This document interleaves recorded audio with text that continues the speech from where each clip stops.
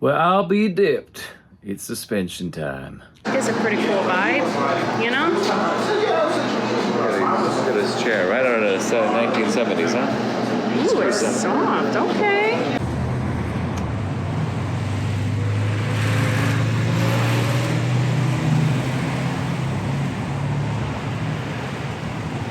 It's not something that I'm proud to say, but I'm woefully behind schedule, and 6 or 7 boxes of VP Auto Parts stuff just arrived.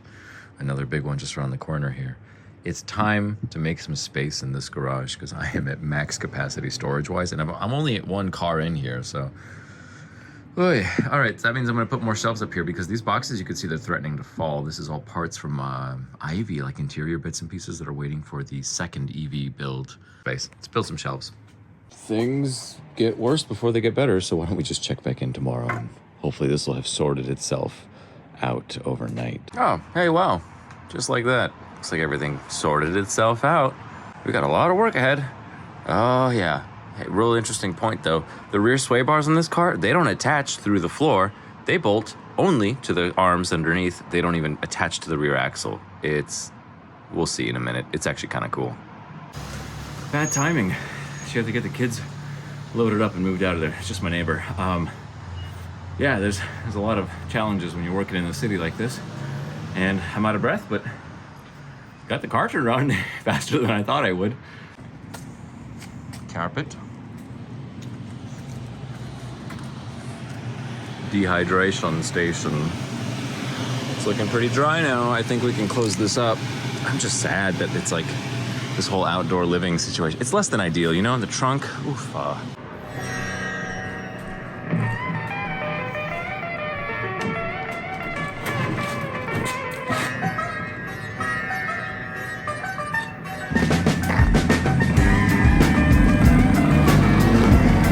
So silent. Hey, girls. Oh, ma'am. The car now reversed in the driveway, getting it up on jack stands. Took a little bit of trial and error just figuring out the slope of the floor. Cardboard is here to help, but the stands are in place, and now I can finally take apart the rear suspension and the front suspension. It took about 2.5 hours, and we're gonna walk through the steps of why, how, and a few best practices that I can share with you. VP Auto Parts coming in clutch once again with the polyurethane bushings. If you want to know the part number on these, the full set is 600412 PU, but you know, it varies chassis by chassis, and I think there's a certain year cutoff where the early and later suspensions might differ ever so slightly, so make sure you get the right one for your car. But here we have everything kind of placed together. You get an idea of what goes where, and the video where I did the suspension on Ivy, I talked about how these bushings here, the big boys, always seem to be in one piece, even if they get really, really soft. So it can be deceptively misleading. 2 words that mean the same thing. This can stay all together like that, yet it allows quite a bit of play in the axle or in the lower trailing arm. I think that's what they call this. Now, some of that is intentional. It does need to absorb a little bit of the vibration, so there's like a degree of comfort versus the stiffness. So when we do go to these poly bushings, they're gonna be stiff. But let me tell you, this car is gonna have some really good weight right over the axle from the battery pack, so it's actually gonna improve the grip quite a bit. Pretty rough shape. Not so that I can wiggle it with my finger. It's not completely knackered, but it's pretty bad. This is gonna be a very simple insert to install. You just squeeze in both sides, lubricate the center, and then press that through. So we don't need a hydraulic press to really install this, but we will need a hydraulic press to remove that, because it's got the metal collar on the outside, and that is a press fit. Yum. This guy's pretty much the same thing. The bushings look really nice here. This is an oil shock absorber, and I don't know if they're supposed to rebound automatically, but it's basically staying shut the way I've compressed it. The bushings here do get a little bit of wear as it's, you know, keeping some of the sprung weight on the ends of the rubber. That's fine. There's no sleeve on this. It just relies on that, and the top has a sleeve there. If you do want to keep a soft ride, keep the oil shocks in the rear. I think they're relatively inexpensive each piece, but the KYB has been very impressive over the, I don't know, last 20, 30 years of cars and stuff that I've been pulling out. I don't think I've ever seen a KYB that's completely blown out, but I digest. Now, the rear panhard bar is the one bar in this whole set that has a standard bushing that comes with it. I don't know if that means that they recommend it, and a polyurethane is just gonna cause us some aches and pains. Oh yeah, that's probably the worst of the bunch. Okay, and if you do forget the orientation of your panhard bar, go ahead and note mine. The kink is here and it goes outward. The pumpkin sits right there. And I've labeled this side as well, and had a really fun time getting this bushing out because it removed itself eventually, but it did leave the sleeve in place. So you can see here with a great deal of effort and a healthy dose of PB plaster, I ended up getting this out. However, for this, we do have its replacement, a very nice polyurethane setup. All of these little holes that you see here all around the outside there, gonna be very good spots where grease can live and keep this thing lubricated with each compression of the axle. And it's because of the design on these, you don't have to necessarily tighten down the axle at compression. What that means is with these rubber bushings, it's bonded from the outside to the inside. What's the word that they use? Not galvanized, but vulcanized. So if you were to start with this and the suspension fully down like that, as it compresses, it's really gonna stress those two and have a permanent twist when the car is back on the floor.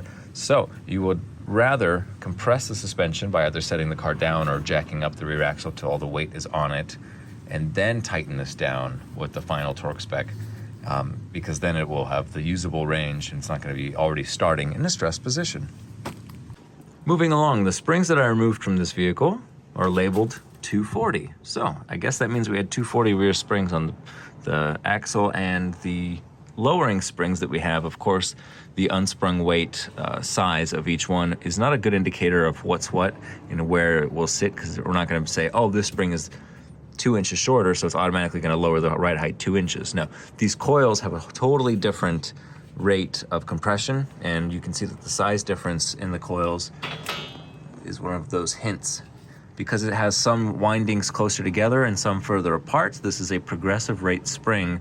Smaller bumps rely on these, and as the larger bumps come in, that's when these kind of get activated. I think that's a crude way of explaining it, but if anybody has a better way of talking about progressive springs, go ahead and put that in the comments below, because I love how collaborative these videos can become.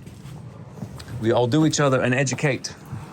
As far as orientation of the hardware, it seems like most of it's pretty intuitive. It only goes in one way. But you wouldn't want it to go that way because you would have way too much interference with the brake system, which is where the nut only fits there. For this guy, it seems like the bottom bolt where the top of the axle mounts, it could go this way or it could go that way. I'm gonna go inside and make sure there's no surface rust remaining on these bits and pieces. The brake hoses do come down left to right side respectively, so if you get those mixed up, well, it should be pretty straightforward. Now, I don't need to go and describe all the specific Volvo details to you guys, because really we're here for the EV stuff, but. And the axle, sitting pretty. It's on the wheels. This is one of the most important things right here. Keep this hose breathing. This is something that will cause you a great big headache because of the degree of pain in the buttness that having to do the rear axles can be. The rear axle seals are done with the bearing races having to be hydraulically pressed in, and it's just the worst thing. I don't like that they did that this way, but Volvo's got their reasons. I'm no engineer.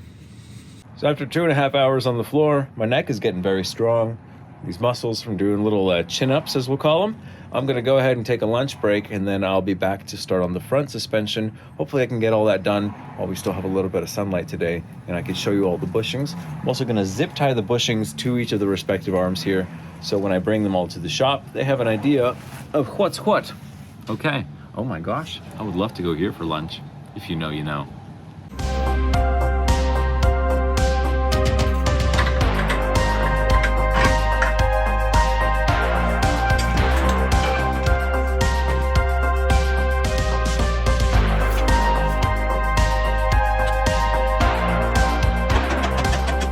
Let's now discuss the front suspension removal order of operation and my notes. First thing to do, take the wheel off. Next thing to do would be disconnect all of the brake lines. There's a couple of lines living, and we got to do these two. Of course, we did them because the bumper bracket was attached to them, which is odd, but have those. I'm gonna mark top and bottom.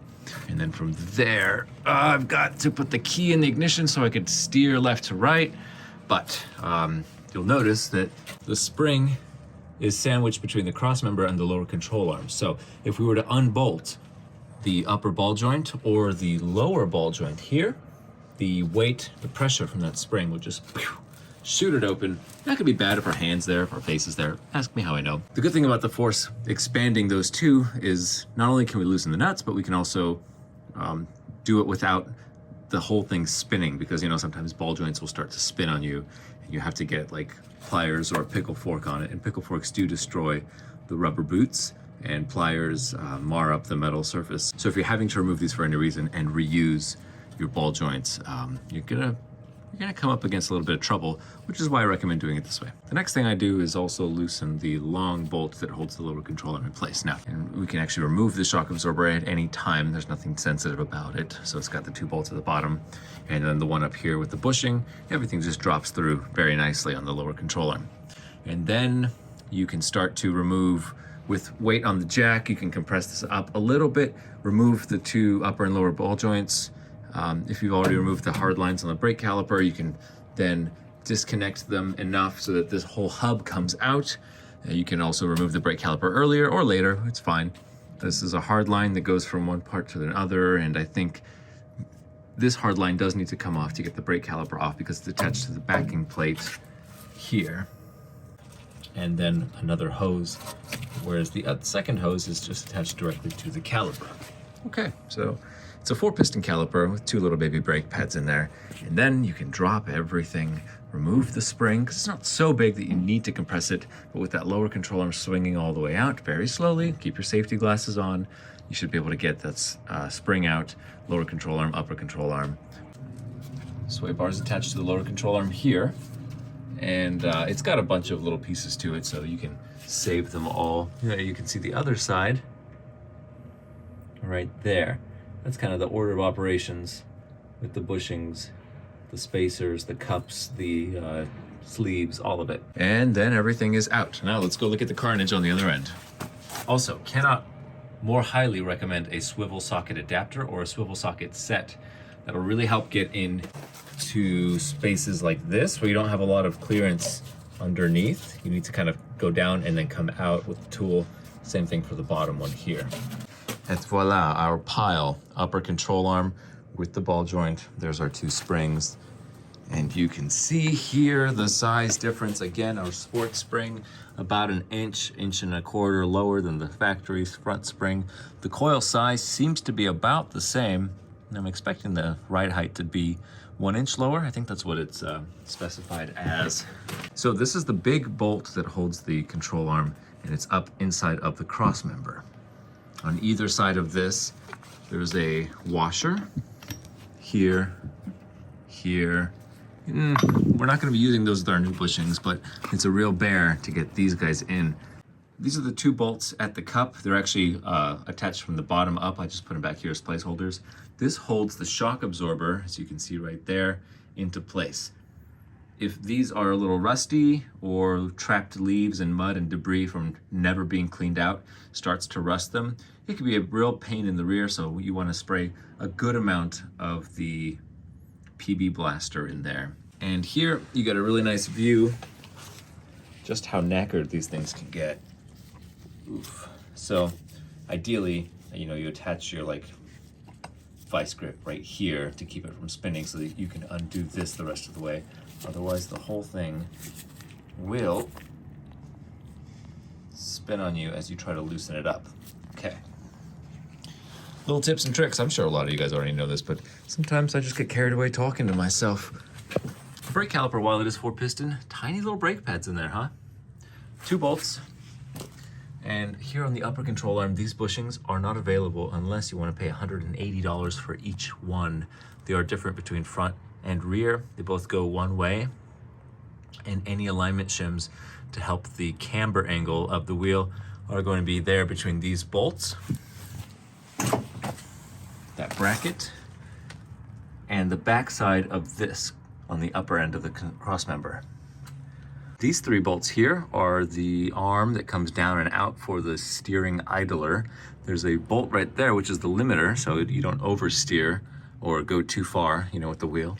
And then we've got our 2 brake lines labeled. This is the sway bar, tiny guy, all the linkage here on it.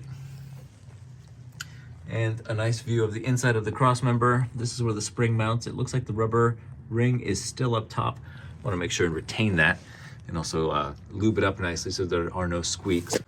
As far as the bushings, lower control arms on the 140 and 164 series, always in bad shape. On my 72, the ocean green, beautiful color, the control arms still have new stickers on them from when they were replaced, and the bushings have already worn out. So the bushings wore faster than the paper sticker on the underside of it. It's a shame, right? Looks really nice from the outside, right? It can be very misleading to think that you've got a good control arm if you look at the outside of the bushing like that. This would be the front bushings. It looks like all the weight and wear was on the rear.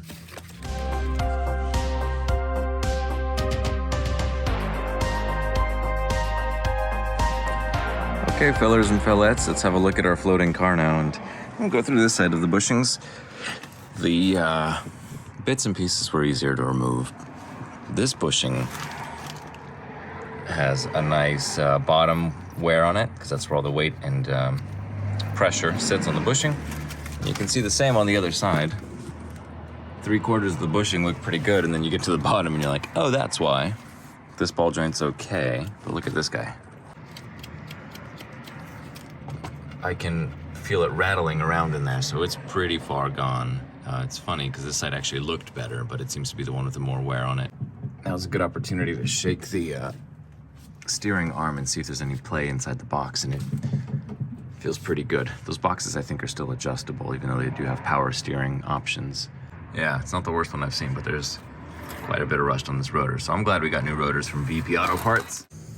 The important thing to remember when pressing out the top bushings, ball joints, they have a dimple on them here, and that dimple needs to go on the outside portion. The bottoms do not have that dimple, and I'm using this number 1 gasket sealant. It's good for like permanent bonds, and it's just an extra bit of insurance to keep these from doing any loosening up over time, even though there's full spring pressure forcing upper and lower control arm apart. Still, a harsh enough bump or something if the threads are kind of worn out inside, which is normal after 50 years of metal. You know.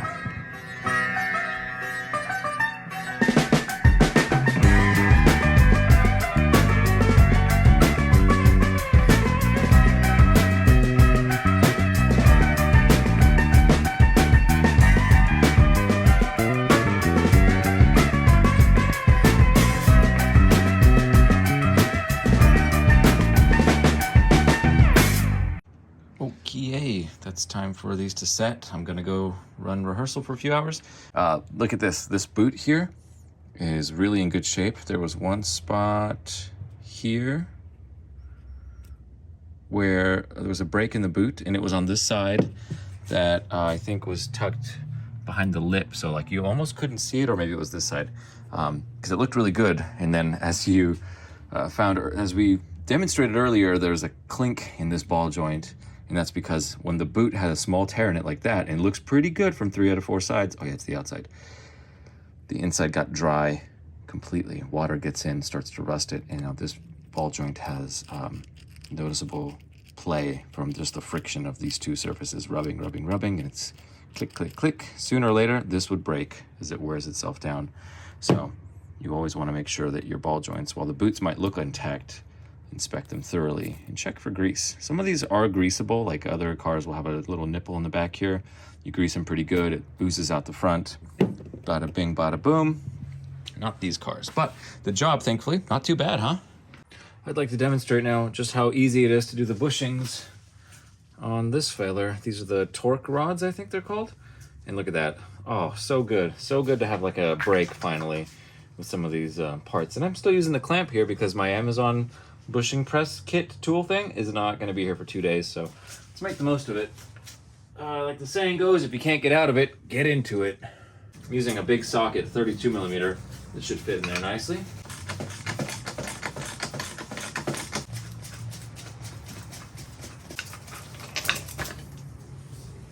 I think the hardest part of the torque arms is getting the old rubber out of my press socket. Oh boy, really in there. See, it's not too bad shape. Next step, I'll push this out. A little bit of grease on the outside. Here I'm using white lithium. It seems to get a little long term.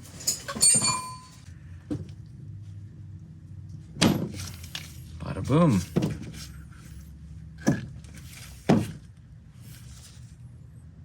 It's even. I'll put some of this special grease on the inside.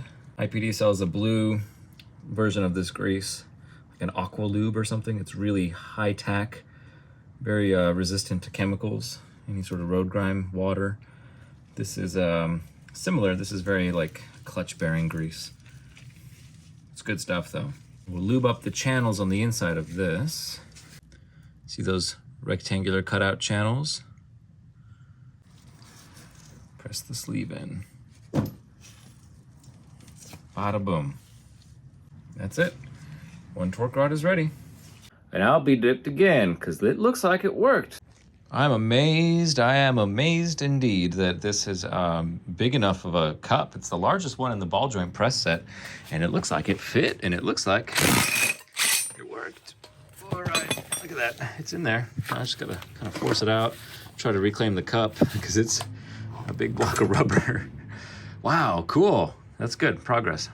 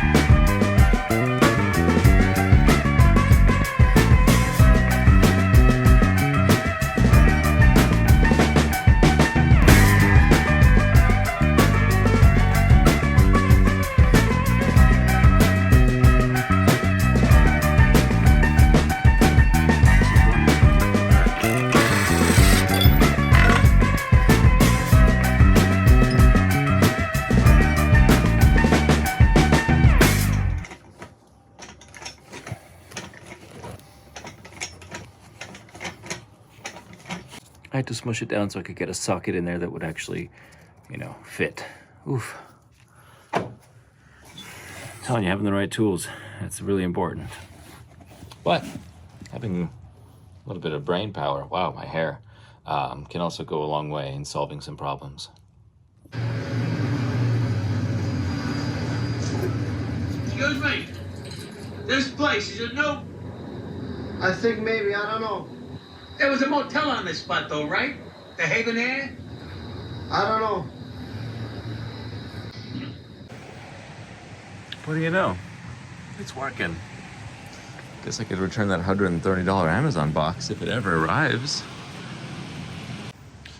I want to talk a little bit about the grease that's used here on the control arm bushings. Okay, so we got the spacer in place, the new one's pressed in very nicely. Something must be different about the way VP Auto Parts is making these bushings, or their supplier, because it's so much easier to install now than it was 2 years ago. I remember using the hydraulic press. The ends of this metal sleeve would start to curl by the end of it. And here with the C-clamp and the ball joint press, I mean, it's just like straightforward, smooth, very good. And then pressing this in, real easy.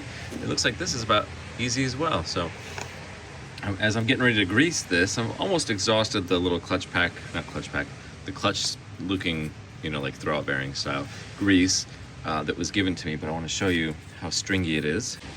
Not terribly, you see. It breaks up pretty quick. Now it's good because it'll last long on these polyurethane bushings, but just this comparison. Oh, this is the IPD stuff. Not much left, but it should be enough for my control arms here. And it's beautifully stringy. I use hair product like this too. They call it a fiber wax versus a pomade, paste, putty, gel, whatever else you got.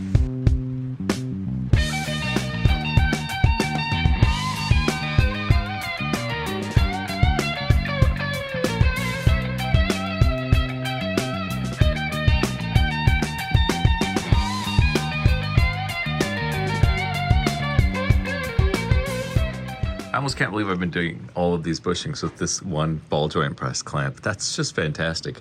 There's one that I can't get in, but we'll try with the new kit, see how that proves itself. Amazing. It's a good day. All right, let me tell you something. This is so much easier to install than it was on Ivy a couple of years back. And I don't know what it is. Maybe the Volvo changes or maybe the VP changes, but it seems like this control arm was beautiful, simple, very straightforward. There was space between each of these ends, so I didn't have to like pry the bushings out or file them down or anything like crazy. There was none of that. It was just like a little bit wiggle room, push it in, and then the collars and the inside of the bushings are gonna take up that space once it's all smooshed in very nicely. And it's a tight fit too, but not like too loose and not too tight. It was just beautiful. A little bit of tapping on the hammer and I got it through. I mean, last time the bushings were so tight inside of the control arms that it was forcing the polyurethane out. Every time I would like cut the zip ties, I'd be racing against time and I'd have to go back to the press and use the hydraulic press to get the collars back in, but look at that, it's beautiful. So here's the sequence. The bolts, the head of the bolt is here in the front, and from there, that rubber washer is right here, okay? And then there's the nylon washer, which sits on the outside of the cup.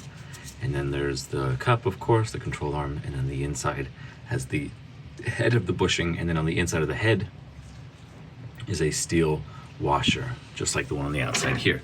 So there's two steel washers on the front side. The inside only gets one steel washer. That's the way that it was on both sides of this car, so that's the way we're putting it back in. Doesn't seem like there's any reason to put a steel washer here. And then tighten everything up. Big bada boom. I will put the spring in next. All right, I'm getting sidetracked, but anyway, that's gonna go up. I'm gonna put the spring in, and it should be better since it's a little bit smaller. One more important thing to note here is that the bushings can be tightened down completely without having all the suspension under load, because they have a 3-piece design versus a galvanized 1-piece kind of design. Last but not least,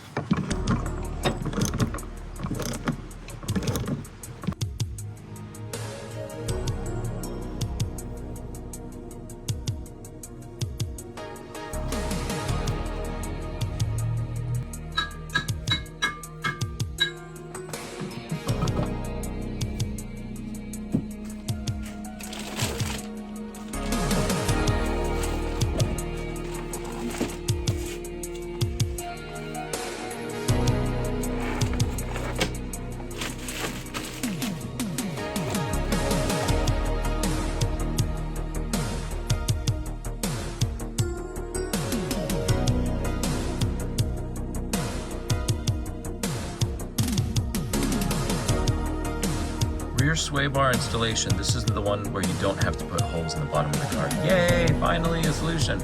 This is gonna bolt to the bottom of the control arms. There's supposed to be some holes in the top, it seems. And we've got our plates here. Nice, like I forget the name of this finish, but it's very pretty. And then we've got U-bolts. With the plates attached to the sway bar, it should be held up under the car. Lower the suspension struts are parallel. The only consideration as to fore and aft location is clearance of the differential carrier and the tailpipe. We don't have to worry about that.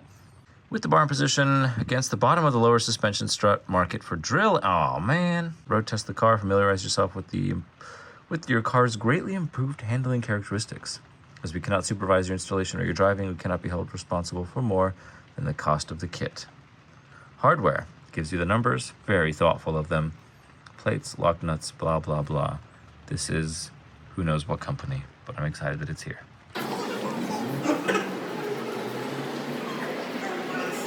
Never gets old. Yeah, it's beautiful. It's like another day of sun, right? Wow. Yep, I'll be right with you.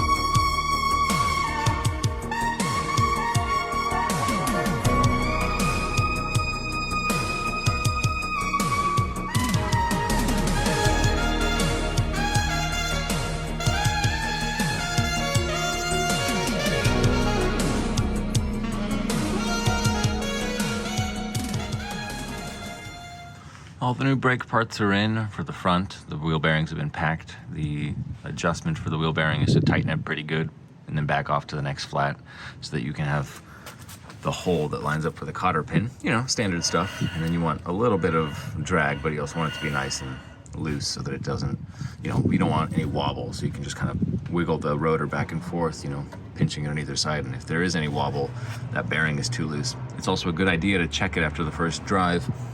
And then from there, the caliper's in place. From the back side of the caliper, you can see the two brake lines. This top one attaches to the white metal line here, which then loops around to the bottom port on the caliper, and then the top port is the other hose, which corresponds to, I believe, the bottom of those two. So it's a little backwards here, but we'll confirm with the diagram and all that stuff. These are actually labeled, which is surprising, from ScanCar for top and bottom. But I'm gonna leave that all in place because I want to work on the master cylinder side and then flush out all the lines up until this point and then make this connection, since this is all new and clean. So I've got them taped off in the meantime. My brake booster will be done in a couple of weeks from the rebuild, and then I can install everything there. Right here is the new sway bar end link, and it comes with a new collar in the middle. That's the important piece too, because while it is just one nice long bolt, and some of them have been bent from heavy duty use, you can see that it gets pretty rusty. It does a lot of strain and stress as it tries to hold the car flat on the road. And it's gonna work even harder now with the new big sway bar, so I'm happy that we upgraded it to the poly bushings and everything. This is gonna hold the brake lines in place, and it can rattle, so I've greased it up nicely. That should help. KYB is installed, and it has a lock nut on the top, which is good. That way it won't come out and get loose over time. You don't wanna squish the bushing too much. You wanna just start showing some compression, and that was right when my threads were long enough for both the nut and the lock nut. So I used red rubber grease on the rubber bushings, and I used that like poly grease on the polyurethane stuff. It's looking good. Steering is the next thing that needs to get attached on the front. Otherwise, I'm ready to move on to the other side. And it's a little stressful to see this ball joint, how much it flexes the boot on the bottom there, but knowing that we have it, you know, at full extension just for bolting this up, that's a good thing. It might loosen up over time too, because it should rotate, you know, and the boot should stay free, but everything's nice and tight right now for being brand new. Looking good. Moving on.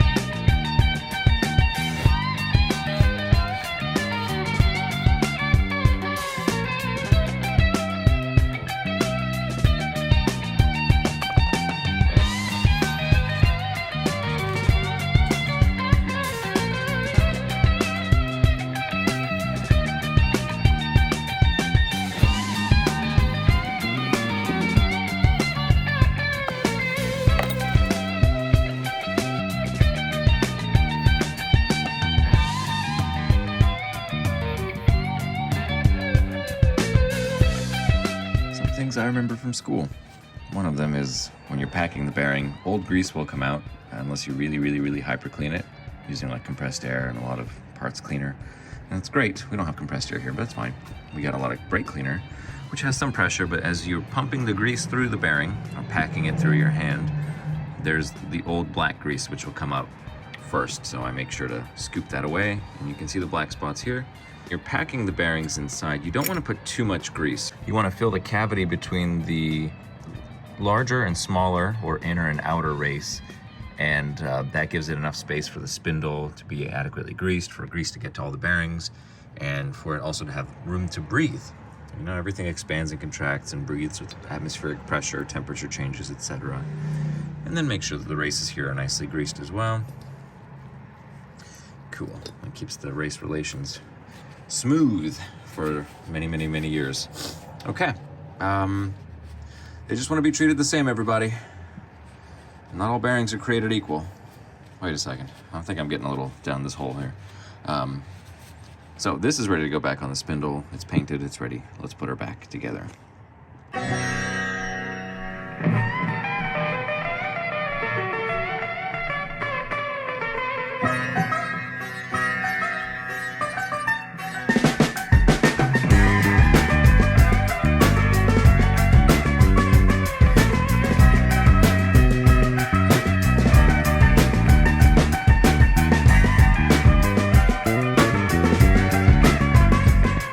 Sway bar time, and that was a weird price to get out, but I'm going to show you my measurements here because there's a couple of places you could put the rear sway bar. They want it on here on the inside of the bar, these trailing arms, and then the plates there, and you've got a U-bolt and then a couple of straight bolts, and you'll have to drill holes into the cross member here, or trailing arm, whatever we want to call it. So there are two holes up top which are so close to like what the plate was. I got very excited for a moment thinking, oh good, it's already pre-drilled and machined and ready to go. You probably could install it that far forward. The instructions say the only thing that fore and aft needs to be considered is the pumpkin clearance itself. Now, the strut bar, or the sway bar, excuse me, has a hump in the middle here, and ideally we would get it kind of at the low point of the differential because it would clear there. And by doing that, having it center of the wheels, it doesn't reduce much of the ground clearance because, well, it would, because it is naturally going to stick down below the lowest point of the car. But here is where the tires will lift the whole thing. So if you're going over like a speed bump, you've still got pretty good clearance. But if you're, you know, cruising and there's some garbage in the road, yeah, now we've lost about an inch or two of clearance to make this sway bar happen. Okay, so I've tightened up all of the bolts just enough so that I can have it wiggle around. Like these plates are still a little wiggleable, but then I went and found some holes, and as I was like moving forward and rearward, I wanted to see what clears, and here's where we're at. It won't clear this because that plate, when you get these bolt holes centered with the bar here, the plate here will actually be below that. So what it would do if you bolted it up here, it would put a lot of strain on the bushing, which is probably not a good idea. We don't want to add extra stress to this. It might be fine, but it's probably something I'm going to avoid just on a matter of principle. And the other place you could put it is further rearward. But then this plate is about, I don't know, 5 inches or so. If you put it back here, it starts to reach a point where the suspension curls or turns upward. So it won't be as flat on the bolting here. And it also gets in the way of this, where the second bolt hole exists. The closest clearance is to kind of get it within reasonable distance of this and up to here. Now, to get a more exact measurement of distance between left and right side, now that my bushings are all replaced, I know that the two arms, while they do swing up and down in parallel, I want to get my forward-aft distance exact. So there are two holes here, and they are the mirror image of the holes that are used right there. You can see a little bit of the clamp hanging down. That's the clamp for this right here.